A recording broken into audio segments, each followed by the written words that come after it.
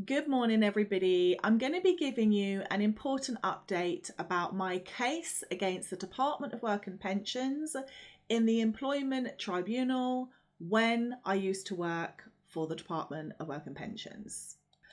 The tribunal ruled in my favour on claims of unlawful harassment and the Department of Work and Pensions' failure to make reasonable adjustments for my disability. Despite these victories, I have raised concerns about certain aspects of the tribunal's ruling, particularly regarding the treatment of disabled employees and the validity of documents presented by the Department of Work and Pensions. One key issue involved one of an unpublished book from my award-winning book collection range on self-employment and allegations that I was working outside of hours, which contradicted evidence from TikTok UK. TikTok's own data confirmed that at the alleged time, I was indeed broadcasting live from a beach in Dorset with over 321 viewers tuned into and commenting on my live broadcast. One of these viewers provided a witness statement to the court supporting this fact.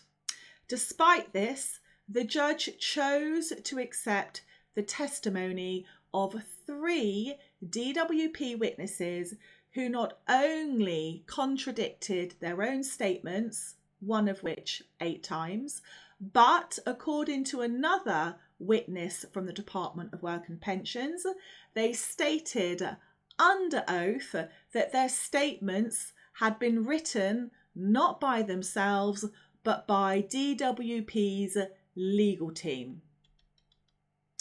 Additionally, I have expressed concerns over the judge's failure to hold the employer, the Department of Work and Pensions, accountable for a serious breach of GDPR and privacy laws, in which the Department of Work and Pensions carelessly published and disclosed the names and national insurance numbers of a large number of universal credit claimants in public court documents.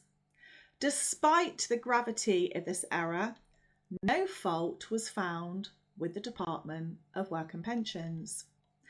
I entered the Department of Work and Pensions under the Disability Confidence Scheme, a programme meant to support disabled workers. Yet, from day one, I was subjected to a toxic environment that only worsened due to my employer's repeated failure to follow its own policies designed to protect disabled employees under the Equality Act of 2010. The tribunal recognised these failures, which is an important win for disabled workers. The tribunal found that my then employer, the Department of Work and Pensions, failed to implement reasonable adjustments as required under the Equality Act of 2010. I had requested repeatedly, numerous times, in writing, trigger points and other reasonable adjustments to manage the impact of my disability in the workplace. These written requests were repeatedly ignored by the Department of Work and Pensions, leading to multiple stressful, demanding grievance procedures, which not only worsened and impacted my mental health disability, but my physical one also. This case also highlights procedural concerns.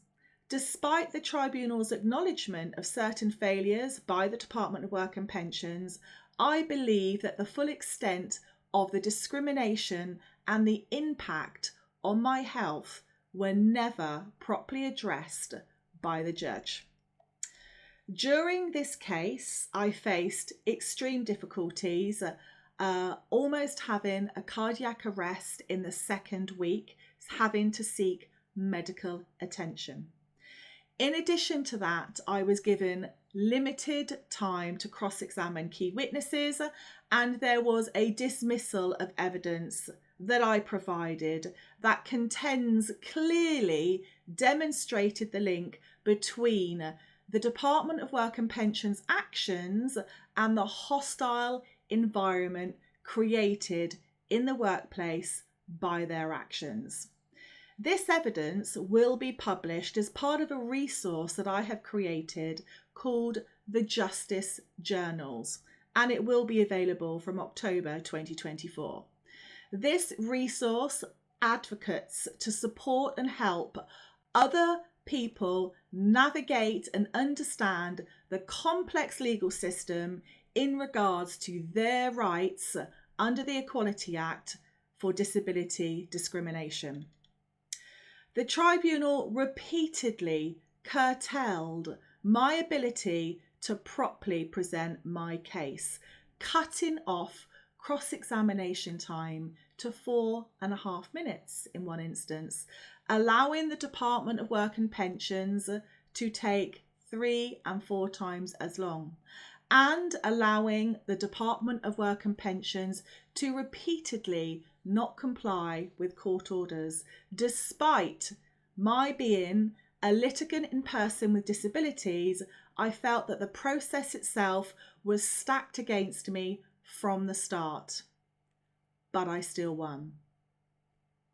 Looking ahead, while the ruling is a victory for disability rights, I am considering an appeal on certain aspects of the case, particularly the tribunal's decision not to link the harassment directly to direct disability discrimination, which is highly concerning.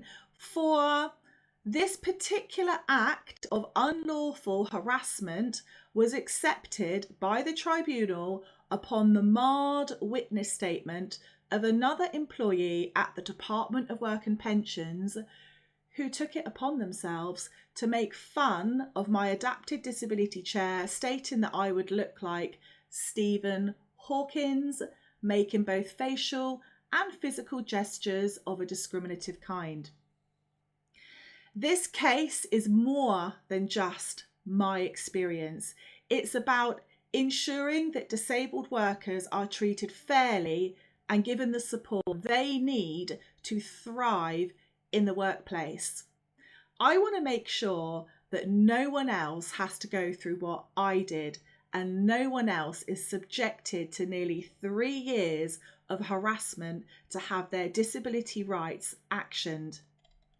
This case serves as an important reminder for employers above all that they must take their obligations under the Equality Act seriously, especially when it comes to making reasonable adjustments and preventing harassment in the workplace.